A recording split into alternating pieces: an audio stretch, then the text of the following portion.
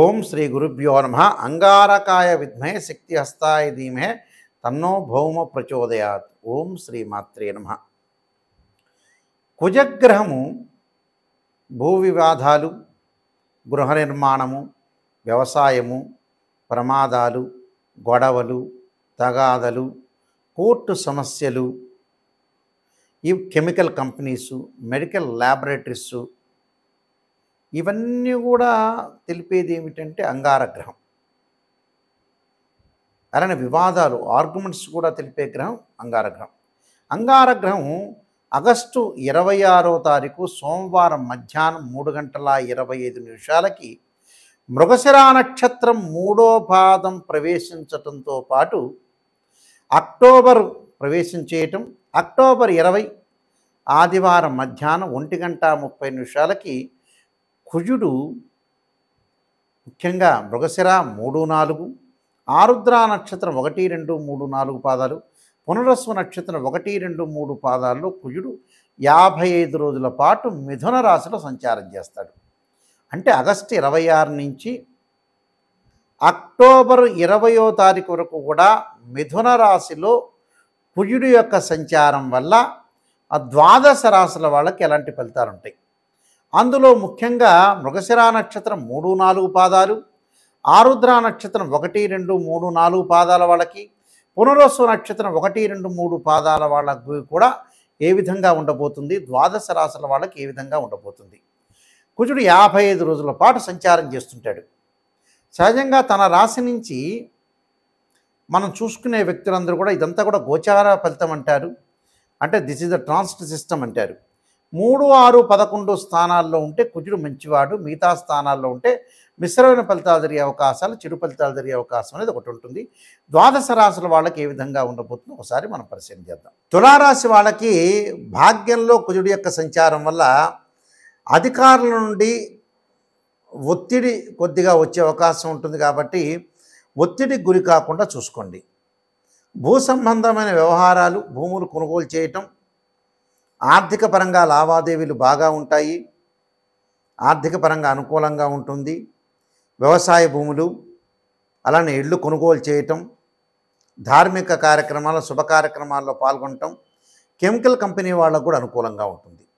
స్థానచలనం, ఆరోగ్యపరంగా ఇబ్బందులు గురి కాకుండా ఉండటం, ధనాన్ని పొదుపు చేయటం, విరోధము, శరీరం రుగ్మతలు రాకుండా కాపాడుకోండి. అంటే విరోధ భావాలు రాకూడదు. ఎవరితో అయినా సరే లౌకికంగా అటాచ్మెంట్ తోటి ముందుకు వెళ్ళండి. దాంతోపాటు భూ వివాదాలు జరగకుండా, భూమి వివాదాల్లో కానీ మనం ఇళ్ళు కొనుగోలు చేయటం కానీ బిల్డర్స్ తోటి గొడవలు జరగకుండా చూసుకోండి. రియల్ ఎస్టేట్ రంగం వాళ్ళకు కానీ, అలానే ప్లాట్లకు సంబంధించిన విక్రయించే వ్యక్తులు కానీ, ఇళ్ళు అమ్మకాలు కొనుగోలు చేసే వ్యక్తులు కూడా ఏదైనా సరే బిల్డర్స్ తోటి, ఓనర్ తోటి కొంత జాగ్రత్తగా వ్యవహరించడం చాలా మంచిది. కోర్టు సమస్యలకి తావు రాకుండా చూసుకోండి. రుణ బాధలు తగ్గిపోతాయి వీళ్ళకి. అధిక ప్రయాణాలు, అగ్ని ప్రమాదాలు రాకుండా చూసుకోండి. విద్యుత్ విషయంలో శ్రద్ధ పెట్టండి. అంటే ఎలక్ట్రిసిటీ డిపార్ట్మెంట్ వాళ్ళు కానీ, ఫైర్ సంబంధించిన మ్యాన్స్ కానీ, ఆ డిపార్ట్మెంట్లో పనిచేస్తున్న వ్యక్తులు ఇలాంటి విషయాల్లో కొంత శ్రద్ధ పెట్టడం మంచిది. అంటే మనం రాకుండా చూసుకోవాలి. వాహన ప్రమాదాలు, దీర్ఘకాలిక వ్యాధులు ఉన్న వ్యక్తులు కూడా ఆరోగ్యాన్ని కొంత పట్టించుకోవాలి. ఏముంది లేని మనం నెగ్లెక్ట్ చేయకుండా పట్టించుకోవడం చాలా మంచిది. కొన్ని విషయాలు కాలయాపన, బంధువులతోటి, స్నేహితులతోటి ఎంతవరకు మనం ప్రవర్తించాలో అంతవరకే ప్రవర్తించి ముందుకు వెళ్ళండి. అంటే విరోధ భావాలు మన జీవితంలో కలగకుండా చూసుకోవాలి. అధిక శ్రమ, ఇంటిలో కొన్ని పనులు జాప్యం జరుగుతుంటాయి. గృహ నిర్మాణం చేపట్టే అవకాశాలు ఎక్కువగా ఉంటాయి. అంటే గృహ నిర్మాణం చేపడుతూ ఉంటాడు. అంటే కుజుడి వల్ల కొన్ని మంచి చెడుల యొక్క మిశ్రమం అనేది బాగా ఎక్కువగా ఉంటుంది. కాబట్టి మీరు ఇబ్బంది పడాల్సిన పనులు ఆరోగ్యపరంగా ఏదైతే నేను పరిహారాలు అని చెప్పానో ఆ పరిహారాలు చేసుకొని ముందుకు వెళ్తే మంచి జరుగుతుంది. స్త్రీల వల్ల కూడా కొంత ఏదైతే కొన్ని కష్టాలు వచ్చే అవకాశం ఉంటుంది. కాబట్టి ఆ స్త్రీల వల్ల కొంత జాగ్రత్త పడటం చాలా మంచిది. కొన్ని నేను చెప్పిన పరిహారాలు చేసుకొని అంగారకుడి యొక్క స్తోత్ర పారాయణాలు కానీ, అలానే అంగారక గ్రహానికి పారాయణం చేయటం కానీ, లేకపోతే నవగ్రహాల యొక్క ప్రదర్శన చేయటం వల్ల కూడా జరుగుతుంది. నేను కొన్ని పరిహారాలు చెప్తున్నాను, మీరు తెలుసుకోండి. ఈ రాశి వాళ్ళందరూ కూడా అంగారకుడి యొక్క అనుగ్రహాన్ని మనం ఎప్పుడూ కూడా పొందాలంటే కొన్ని మార్గాలు ఉన్నాయి. వేదాల్లో చెప్పినట్టుగా అంగారకుడి యొక్క జపం చేసుకోవాలి.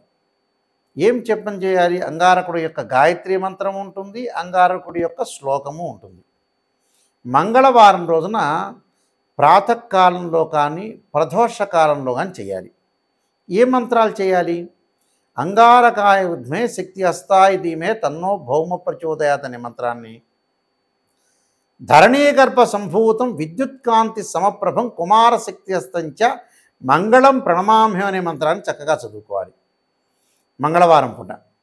అంటే ప్రతి మంగళవారం కూడా 21 సార్లు కానీ, 27 కానీ, 54 కానీ, 108 సార్లు కానీ చదవటం చాలా మంచిది. ఒక మంగళవారం రోజున మనం చేయాల్సిన పని ఏమిటి అని అంటే, రాహుకాలంలో దీపం పెట్టాలి. ఒక మంగళవారం చక్కగా ఎప్పుడు పెట్టాలి? కుజహోర ఉంటుంది ప్రాతకాలంలో, కుజహోరలో పెట్టడం ఒకటి. కందులతో చేసిన ఏదైనా సరే ప్రసాదాన్ని తయారు చేసి ఒక దేవాలయాన్ని ఇచ్చి మంగళవారం రోజునే మనం తయారు చేయాలి ఇంట్లో.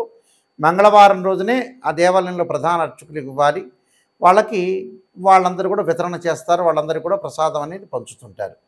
అది ఒక వారం చేయాలి. మరొక వారం ఏం చేయాలి? అంగారక స్తోత్ర పారాయణం చేయాలి. రుణ బాధలు తగ్గుతుంటాయి, ఆరోగ్యపరంగా ఇబ్బందులు తగ్గుతాయి, ప్రమాదాలు తగ్గే అవకాశాలు ఉంటాయి. కోర్టు సమస్యల పరిష్కారం కాని వ్యక్తులు కార్తవీర్యార్జున యొక్క మంత్రాన్ని చదవాలి.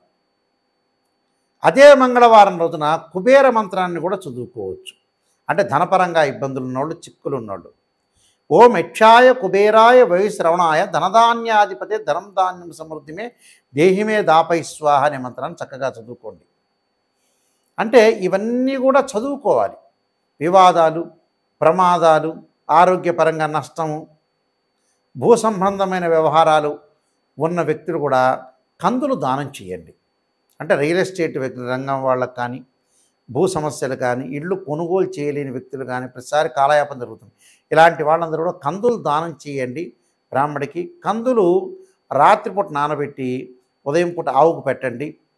వీలైతే అంగారక జపాన్ని చేపించండి. దీనికంటే శ్రేష్టమైంది ఏంటంటే 10 శివలింగాలు పెట్టి అంగారక పాశుపతాశ్రుద్రాభిషేకం. కుజదోషం అంటారు. 2, 4, 7, 8, 12 స్థానాల్లో ఉంటే కుజదోషం అంటారు.